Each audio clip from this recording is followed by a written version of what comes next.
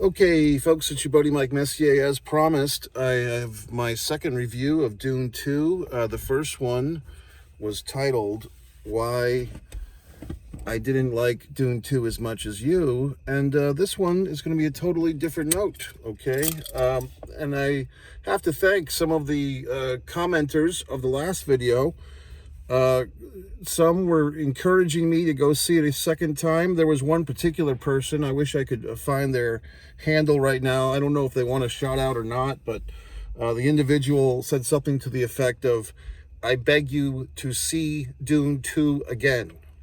And another individual kind of got a bit more detailed, saying that I should watch the HD Blu-ray disc, the 4K, of Dune 1 from 2021 and Dune 2 from 2022 with the subtitles, the English subtitles, because that person, like myself and many others, have said that the monologues, or not the monologues, just the dialogues, the words are sometimes hard to hear because the actors are either not enunciating or the sound mix, some of the dialogue's not as clear or as listenable as the music or whatnot. And that's a good idea, too. What I did in preparation to see this, first of all, you might have seen my little prep video. I had a giant 32-ounce Dunkin' Donuts iced coffee today. I'm going to turn the light off. I only mention that it's Dunkin' Donuts. That happens to be my favorite iced coffee of choice. You know what I mean? Like, Starbucks has all these wonderful drinks and everything. I just don't like the taste of Starbucks coffee as much as I do the Dunkin' Donuts coffee. Extra cream, no sugar. So I did not have a sugar rush or a sugar crash or anything. This fucking light, you know what I mean? I'm just trying to do a goddamn video and these lights are giving me troubles. And I don't think I can continually do the lights. I might actually step outside, believe it or not. Hopefully the video will not cop out on us. I just need to be heard, okay? So, yeah, that's all right. So, God, fuck. Let me see. Let me just get a little podium. God damn it all. Jesus fucking Christ. Every time you try to do something in this fucking world. So the movie, I prepped by watching, I think it was some type of YouTube channel, Screen Rant or Screen something or other, where this guy and a little white dog basically gave a prep. If you were going to see Dune 2 after seeing Dune 1 and forgot a lot of the stuff, this video was basically meant to refresh you or catch you up to speed, I suppose, in the case you hadn't seen the first Dune, or it didn't resonate, or you didn't hold on to the information in your mind for 3 years and didn't watch the movie, the first one before seeing the second one. So this guy and his dog are sitting there. They're giving you all these little cliff notes with clips from the first movie and some of like hints about, what happens in the later books. Apparently, as most of you Dune fans would know, that there's 6 novels, and the first 2 movies from this decade are basically just parts 1 and 2 of the first novel. I don't know how much of that material is in the Sting 1984 movie. I don't know. Maybe that's the whole first novel, maybe not. I don't know the answer to that. And like I said earlier in my prep video for tonight, I am looking forward to watching this 2-hour and 58-minute fan cut. Apparently some fan took the Dune movie. I don't know if he or she used bonus footage or DVD extras or whatever he or she used to make this fan recut, which seems to be pretty popular. And someone in my YouTube comments, the same individual who suggested I see these Blu-ray discs with the subtitles on, suggested I watch this, which I will watch. I don't think it's going to happen this week. I think it'll happen next week when I have a 3-hour chunk of time with a specific, HD TV I have in mind to watch that experience. So let's get back to tonight. So tonight I kind of went into this thing basically telling myself, hey, look, obviously this is controversial. I'm not the only person who did not really enjoy the modern day ones without, maybe some of the people that didn't enjoy it had read the books, thought the movies weren't matching up to the books. Maybe some of the people loved the 1984 David Lynch version and were disappointed with these. Other people, were very defensive, throwing out insults, saying that the people that don't like this movie are not intelligent. And other people reacted to those reactions. So a lot of back and forth, give and takes, which is unusual for my channel, quite honestly. I don't have a ton of subscribers, at least not right now. So to have all these back and forths and yips and yaps is quite unusual for my channel. So for me, it's quite exciting. And also, like, hey, what the hell? If people are this passionate one way or the other about this movie or this whole franchise, let me give this thing another try and see if I miss something. So I think the equation is basically, I think these movies, the 2021, 2022, you really do have to have familiarity with the novels and or the attempt of the David Lynch movie or the story. Just however you find out the story, a lot of people don't want to sit there and read 6 novels. They don't have the time, or they don't want to make the time. Audiobooks are also nice. I did discover some audiobook versions of this thing that are available. So that's a good choice. But for people going into this movie, having not been familiar with the story, like myself, it can be very confusing. And I think some of the confusing parts are this, once again, we're into the multiverse thing. But once again, I have to say that Dune was published, I believe, in 1965. This video earlier today that I watched, the guy and his dog said that that the gentleman who wrote it had been Frank, I guess. Sorry, I don't know all these fucking names by heart, but the gentleman who wrote it spent 5 years doing research. He was an environmentalist, sounds like a profoundly interesting guy who put a lot of work into this project, this 6 novels.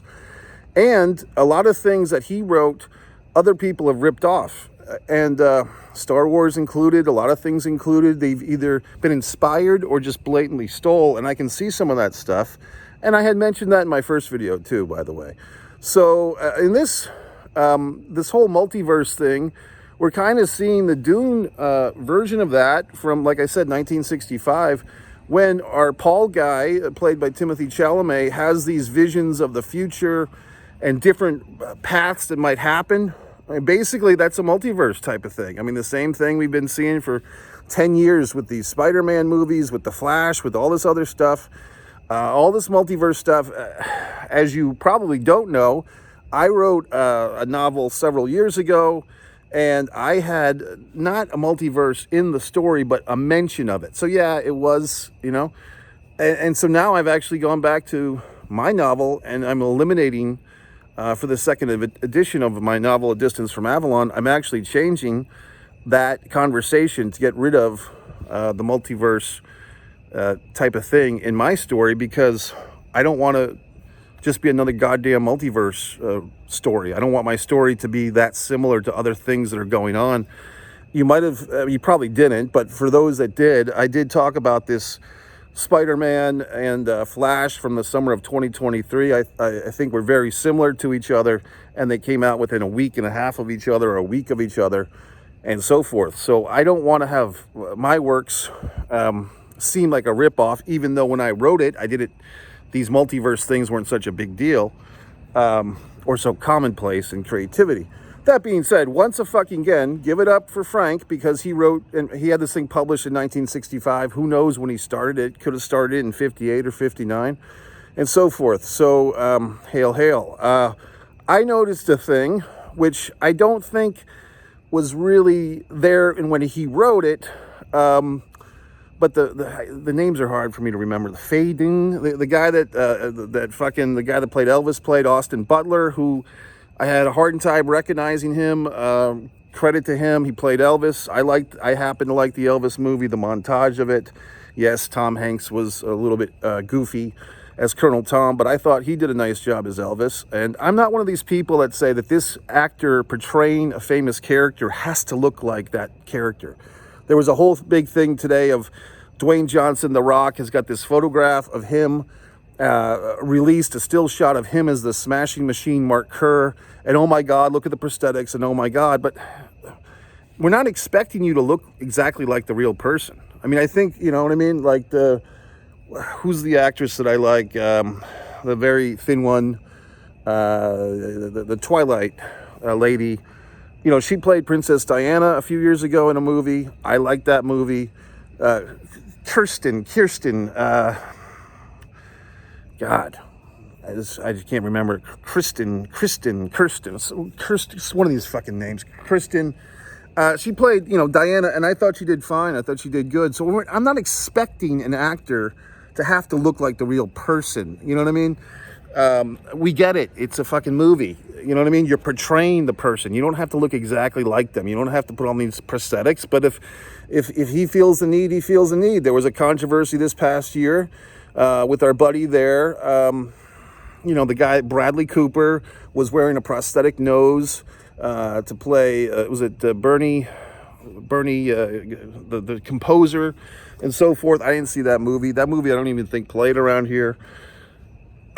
Getting back to Dune. So the similarity I saw was Highlander, which is my favorite fantasy movie. Some of you commenters on the first video thought I hate fantasy or I hate fiction. That's not accurate. So Highlander, the Kurgan, the evil Kurgan, has that head shaved. He kind of looks like a New York City punk security guard in a punk band or a punk club or something. The evil Kurgan, played by another actor whose name I can't remember right now, but the guy who was in a lot of shit, Clancy Brown. Fuck yeah. Clancy Brown plays the goddamn Kurgan in the movie Highlander from 1986. He's got a very scary look. If you haven't seen Highlander, see Highlander. It's a great movie. And this gentleman, Austin Butler, I'm assuming he used a head plate, like a bald plate. Maybe they shaved his head bald, who knows. But with his whole kind of, bald-headed geek look, so forth, it kind of reminded me of the Kurgan. Now, apparently that character was the character that Sting played back in 1984, and he had his, Sting blonde hair, the singer Sting, not the wrestler Sting. And so I don't know if in the novels the character was written with that ghastly bald look or not. But what I'm saying is, regardless of such, if it was written like that, then the Kurgan in Highlander would have been inspired by that. If, however, in the novels Dune, that character was not written as bald and ghastly looking, then perhaps, just fucking perhaps, the director of this movie was inspired by Highlander from 1986. So I don't know the answer. I'm just bringing up the question. I did have to take a couple of facility breaks. As far as the text on this thing, my experience, I was so happy. I got to the auditorium in plenty of time. There was still a preview going on. I had to facilitate. I was able to do that, get back into the theater, caught the tail end of the final preview and Nicole Kidman doing her thing and all that crap. And I was able to see the movie from the very beginning. Did not miss a moment, okay? And the times that I did have to facilitate in this experience, I went to the facilities during scenes that I clearly remembered the first time. Now, if you saw my first review, you might be saying, well, gee whiz, you didn't fall asleep this time? No, I did not, because the coffee. And that maybe that's the thing. Maybe from now on, when I'm going to see these 3-hour movies, I have to have a giant 32-ounce iced coffee in my system to thoroughly enjoy some of these more challenging, longer films. Lesson fucking learned. So I did have to facilitate a few times, but I went, left the auditorium, I should say, when I remembered the scenes from the first time I saw the movie. And so there you go. And one of those was the kind of the bad guy, the bald guy, having that kind of rigged fight where he's killing the people like the Christians and the Lions routine that his uncle set up. Also, I guess we have a little bit of another generation coming, because apparently he impregnated, what are these, the fucking witches called? The fucking space witches, the Bezabils or whatever the fucks. So he gets her knocked up. So she's got this baby. Now here's the interesting thing. I mean, a lot of interesting things, but the mom, not that lady, but the Reverend Mother character, what do you think? Is she evil? Is she misguided? Is she just playing her part in this soap opera? But she claims to be hearing from her infant daughter that's still growing her stomach. Maybe this was covered in the first one, but who's the father of that infant? And the daughter character, who I think we see in a flash forward, the actress Anna Taylor-Joy, who's apparently going to be in this Mad Max movie coming up, and she's doing a lot of stuff, of course. But she is the sister, I'm assuming, when she grows up. And our buddy there, Chalamet, Paul, is seeing visions of the future character. So I'm assuming she's going to be in part 3 or however many parts this film series has. Anna Taylor-Joy, apparently, I would assume, is signed on for those, which could be interesting. And another big name, you know. So, you know, it's interesting stuff. So it's kind of like the themes that I liked, or the themes that I was getting out of this is, you know, if the prophecy is false, if the prophecy is made up, it seems like everyone's kind of buying into it. And certain things like the tears of the desert rose, or whatever the fuck, the desert spring, the tears from the desert spring to resurrect him from the dead, if that is in the prophecy and it's actually happening, then how is the prophecy false exactly? Like if it seems like some of these things that are in this prophecy, but later we learn, and some of you commenters have commented and told me, okay, Mike, well, the prophecy is all a bunch of horse shit. It's a rig, it's a lie. But if it is a lie, then how come things are happening? Is that the power of group delusion, group belief? You know what I mean? It's a term that people use these days. You know, groupthink or social contagion. Like if everyone's buying into this prophecy and things are happening because of it, or things that they're doing things, or things are happening that match up with the prophecy, how is the prophecy a lie? I mean, it's happening, like the desert spring thing and all that crap. But that's happening. So how is this prophecy, even if it was conjured up by these evil witches who apparently they're kind of tweeners, they're in between good and bad, or whatever the fuck, or they just want to fuck with people. But if they have this story and the story is coming true, even if it's what makes a prophecy is, I guess, what I'm asking. You know what I mean? If everyone buys into it and then the things manifest, what can you say? You know what I mean? So that's interesting. Yeah, the whole thing with like this culture, I believe, is supposed to be in the year 10,000 and so forth, and it's not planet Earth or whatnot. But if the Freemans are supposed to have all this freedom, then why isn't our guy Paul there able to wed or to be with the woman that he really loves? If he really loves the Zendaya character, why can't he just be with her? It's just a political move, we're led to believe, for him to hook up with or to take the hand of the other chick, of the daughter of the guy that killed his father. So that's just a political move? I don't know. I mean, if the whole point of him leading these people to paradise is to have all this freedom, why doesn't he experience his own sexual freedom, his own love life freedom? Yes, I know that you wouldn't have a fucking movie or you wouldn't have a novel or whatever the fuck, so I get that. But it's just one of those questions. What else? I didn't mention Dave Bautista in the first one, in my first review. Of course, he's a pro wrestler, so you think I'd be sympathetic to his cause. I give him credit. Dave Bautista has turned out to be a very good actor. He's, well, I wouldn't say he's a decent actor. For a big guy, he does his part. And obviously, he's a physical presence, and he's not afraid to do different things, whether it's comedy or the Guardians of the Galaxy. I believe it was an M. Night Shyamalan one. Was it 2022 summer? The cabin thing, which I like that one. So, I mean, he's good enough. And, you know, him and his, I guess they were supposed to be brothers, the Austin Butler, you know, that was a good dynamic, I thought. Some of the stuff that carried over from the first one, like I said, I have not seen the first one since I initially saw it back in 2021. I'm very foggy, except for that 21-minute video I watched today to refresh me. But I see some of the stuff from that one carried over to this one. And like I said, the break that I gave myself tonight, folks, is I did not go into this movie feeling like, okay, I have to have this thing all figured out and all understood. You know, watching the prep videos, obviously it's a very dense story. There's a lot of things going on. Maybe too many things, maybe not. I think probably the issue is, it's a challenge, I think, for any filmmaker, whether it's David Lynch or the 2021, 2024 team, to take 6 novels, and I don't know the lengths of each novel, but 6 novels. The audiobook version of all 6 apparently is 8 hours.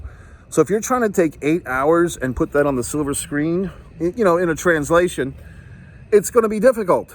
And I can, even that video of the guy and the dog today was saying that, like, the first movie, it was very dense, not dense as in dumb, but dense as in thick of material, and it did not provide a lot of exposition. So in that case, it seems like these modern movies are basically assuming that everyone in the audience is familiar with the material to one degree or another, or maybe they're just playing to that aspect of the audience and hoping that the people like myself who've never read the novels, never saw the 1984 movie, are going to catch up on their own time. Maybe that's the thought. I mean, I don't know. You know, I really don't. And I think that situation exists with some of these movies. The Lord of the Rings trilogy is probably very similar. Do you mind?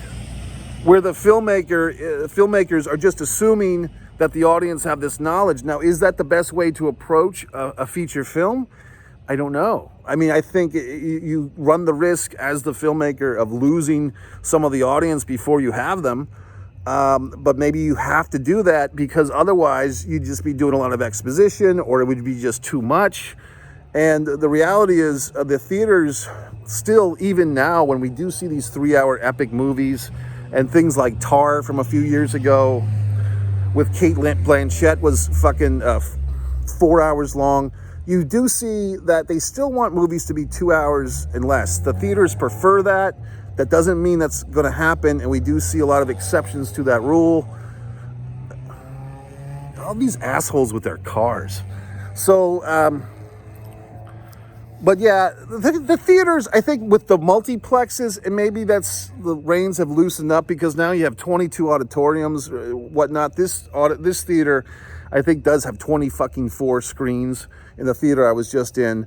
And get this, they started this movie tonight. It's a Tuesday night. They started at 8:15 p.m. I believe this was the last movie starting of the night. And I think there may have been a movie that started at 8:30, like a 2-hour movie. The Civil War movie is still playing. That's probably on its last legs.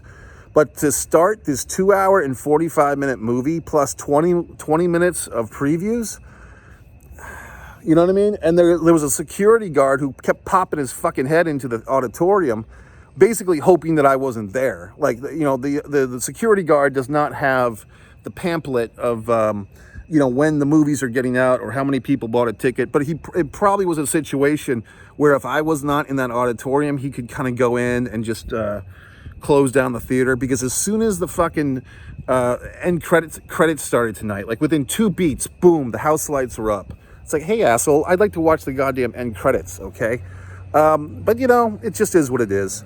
I mean, people do not, I mean, you know, post-pandemic world, people just don't want to do things with the care and the attention to detail and the pride of work as they used to. That's just a statement of fact across the fucking board. Do I necessarily blame people for that? No, because we've all realized what a sham it all is.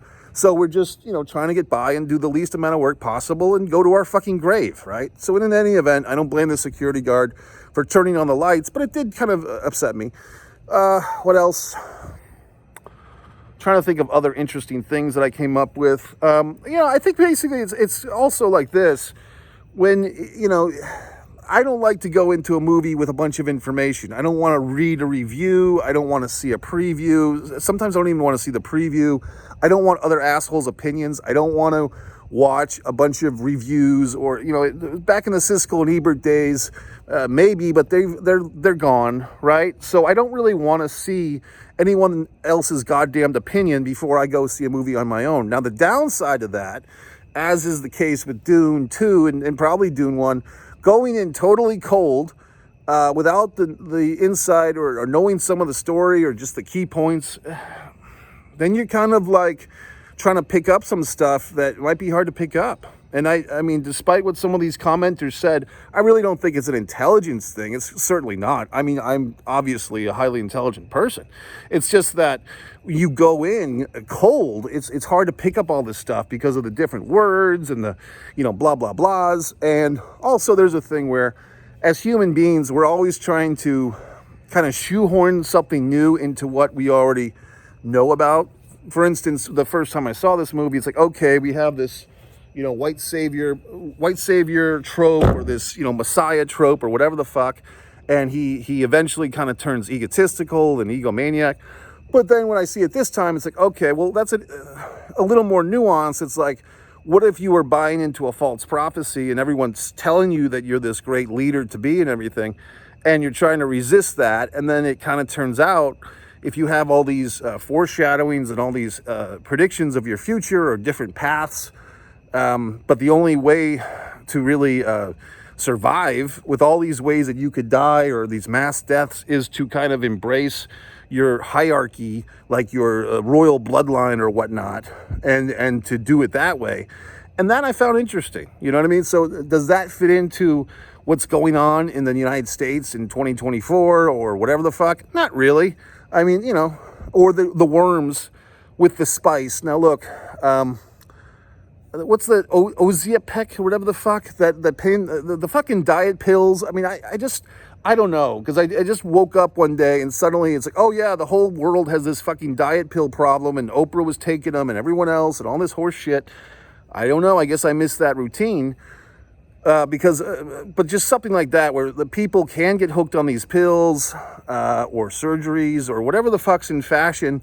What's the fucking, with the face, the bioplasty, or the Ritalin, or whatever the fuck it is. People can buy into this stuff, and just do things to their body, or take pills, or whatever the fuck. We do see that. And in this world, everyone's apparently, if you keep taking this spice, once you start taking it, you have to take it for life, the water of life and all that stuff. And that's an interesting parallel, that this gentleman wrote this, and it was published back in 1965. And here we are, we've had crack cocaine, we've had, the fucking pain pills 15 or 20 years ago, the Vicodins and so forth. And now this diet pill is the latest thing. And was it fentanyl, which I haven't taken fentanyl, but it's like, people hear the warnings. It's not a fucking secret. Like, okay, if you take this drug, you might die, but people continue to take it. So, with this spice thing, it's like, oh, you have to have the blue eyes, you have to have, the twice the lifespan and all this stuff. So it's just one of those things where, do we learn from these situations? Now, as far as me and this whole big thing, what am I inspired to do? I think I'm going to leave this all alone. I'll fucking put this video up. You can comment or not, wherever the fuck. And I will put my experience of this 3-hour, 2 hours and 58-minute fan cut, as you might have heard, or maybe you didn't. I have never seen, as far as I can recall, I mean, I think I would have remembered, because I've seen that image of Sting from this movie many times, but I don't think I've ever watched this movie, because I remember seeing Labyrinth on the big screen a few years ago, and that's David Bowie, and I believe it's Tom Cruise and Jennifer Connelly, right? So I think when I saw Labyrinth a few years ago, that was the first time I saw that. Don't tell anyone. So this one, I don't think I've ever seen the 1984 David Lynch Sting adaptation. And so, but according to one of you nice commenters, the version to watch is this fan re-edit, 2 hours and 58 minutes. I'm really looking forward to that, but I don't think I'll be able to see it this week. Slim possibility. I think I'll have to wait till next week. And I am looking forward. And I went into tonight's experience just thinking, okay, I don't need to get this whole goddamn thing or have my finite opinion on Dune or the quality of the work or the world building or whatever the fuck. I don't need to have the final word on this whole Dune franchise or experience or whatever you want to call it, world. I can put that on reserve. Let me see the Sting thing. Am I going to listen to the whole 8-hour audiobook? Probably at some point. But I mean, if I get deep into it and I'm losing interest, I will bail. I mean, it's freedom, right? Freedom. I have the freedom to start it and not finish it if it turns on me or if I turn on it. But I mean, as far as like tonight goes, I gave it a fair shot. I jacked up on the fucking iced coffee and I went to see it. So MikeMessier.com. I will be promoting my own work, Many Keys, The Heartbreak Monologue. You can see that on One Man and a Camera Films. and I will be at the Fort Myers Film Festival. One Man and a Camera Films, my other channel. Thanks a lot, and thanks to all the commenters, good or bad. It's been fun.